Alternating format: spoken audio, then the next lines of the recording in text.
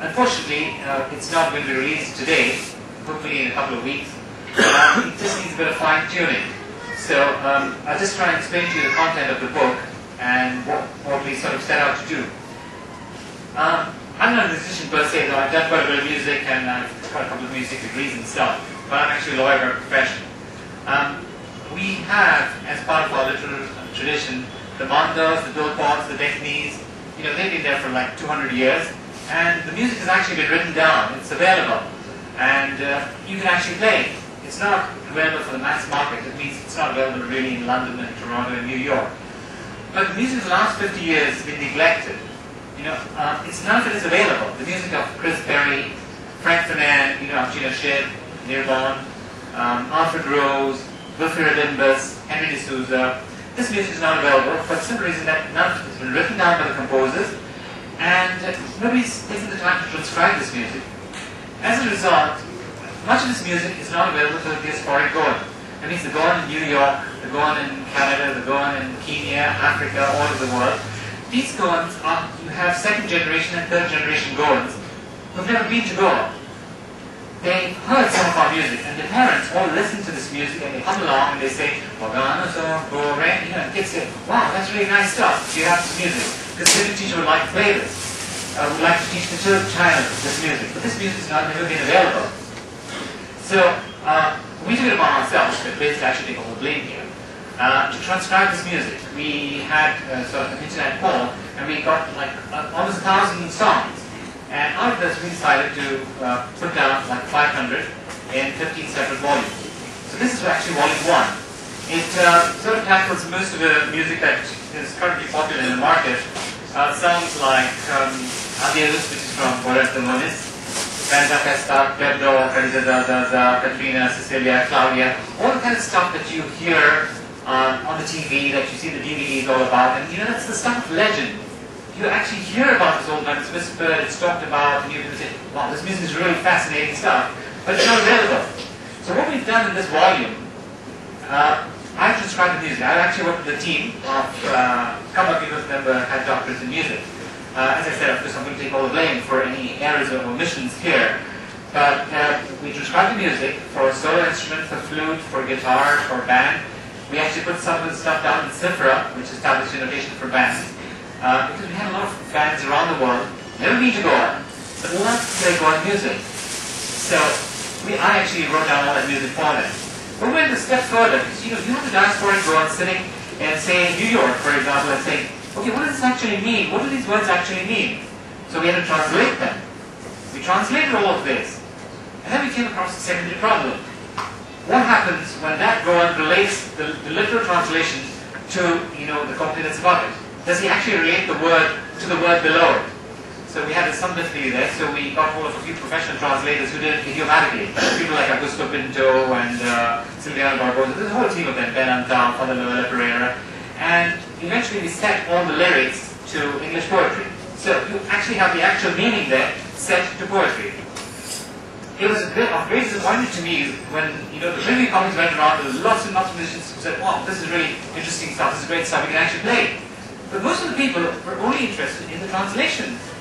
You know, they went around and said, wow, this is what it actually means. Oh, okay, this is why the girl threw herself into the well, and oh, this is why this lady committed suicide, and this is why this taxi driver ran this person down. They were interested in the story. So what we've also done, as a header to each song, there is the story behind the song.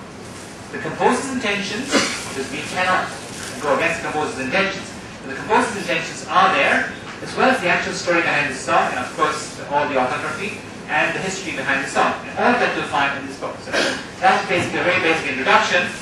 This is what it looks like. That's the cover. This is actually a preview copy which is already available, but it's not available to sale right now. But you can have a look at it if you like. You can always contact somebody at the back of the hall. And this is what, say, a typical song looks like. Say, this is Adi and Ata, which means then and now, which is very relevant to us today, because what Goa was then and what Goa is today. Okay, this is by M. Boyer. As you can see, there are liner notes here that tell you the story behind the song. What was M. Boyer's idea in writing the song, when he wrote it, how he wrote it, how he came up with the lyrics. That's all in the liner notes, the program notes there. That's the music there.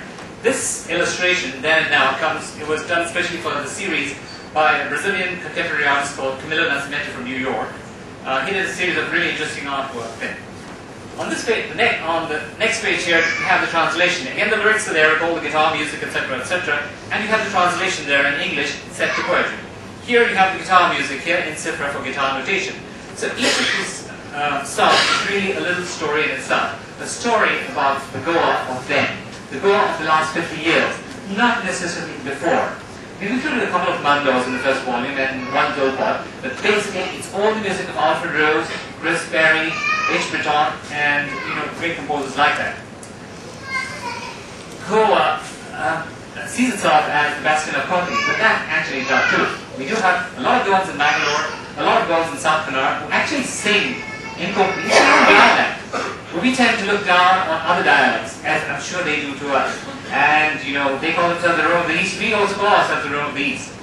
I think they have a lot to contribute. In fact, the music is ethereally beautiful. The music of Wilfred Rabimbus. How many of you know Wilfred Rabimbus? One person. Okay. Wilfred Rabimbus is a really great composer from Bangalore. He sung some beautiful songs. I'm sure all in your radio you've heard his song. That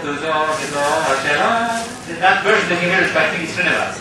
Okay, that's a massive hit. It has sort of outsold any other Goan hit. And it's from Bangalore, so it had to be included in this book. There's a couple of other songs here in this book, which actually are Konkani. You probably know them, and I'm sure a lot of you know that they're from Bangalore. Katrina, yeah, Katrina, you know that one. They're also Divo. Okay, these are from Bangalore. They had to be included in this book because they are essentially a part of our tradition, whether we consider ourselves Bangaloreans or not. Two more songs that were included in this book. One is Malaika. I'm sure a lot of you have heard Malaika. Okay, it's not Goan, right? But every Goan band throughout the world plays this song. And this music is not available in print. So we sat down and transcribed this music, and it is available to play here. Anybody else can play it, violinists, flautists, guitarists can play. It's in this book. Okay? It's music for the diasporic Goan. And finally, a song that's currently airing, very popular, Maria Pitachi. Okay? The actual story of Maria Pitachi is here, and it's not what you think it is. But to find out the actual story of Maria Pitachi, you probably have to buy a book. Okay? Thank you very much, ladies and gentlemen.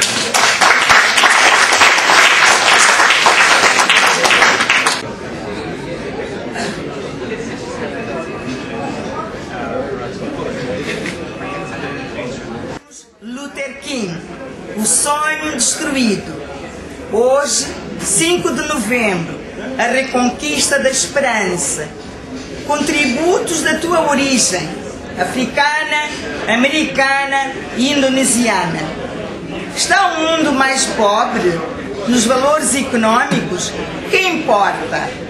Mais rico pela ansiada conquista de valores morais.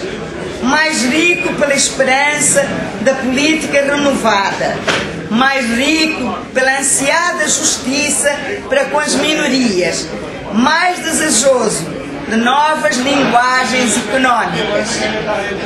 O mundo vibrou unido, o mundo ansiou unido, pensamento intercambiado, as diferenças no equilíbrio dos vasos comunicantes. A riqueza e a pobreza se desnudaram e deram as mãos.